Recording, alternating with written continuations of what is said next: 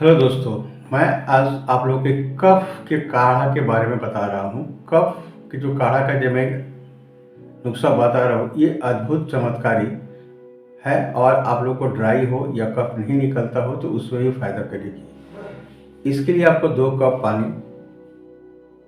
एक टुकड़ा जिंगर, 5 या 6 पीस क्लॉव, 4 से 5 ब्लैक पेपर, 8 से 10 तुलसी पत्ता और 1 इंच आप सिनेमन स्टिक लीजिएगा।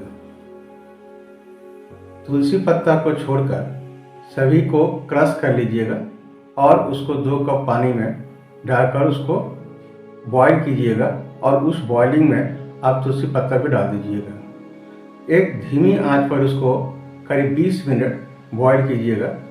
जब 20 मिनट बॉईल होने के बाद फिर उस पानी को छान लीजिएगा। छानकर उसमें आप थोड़ा ठंडा हो जाए तो हनी मिलाकर उस काढ़ा को पीजिए तो आपको कफ में बहुत राहत मिलेगी। अगर थोड़ा सांस में तकलीफ हो रही तो उसमें भी फायदा मिलेगी और कफ को बाहर निकालेगी।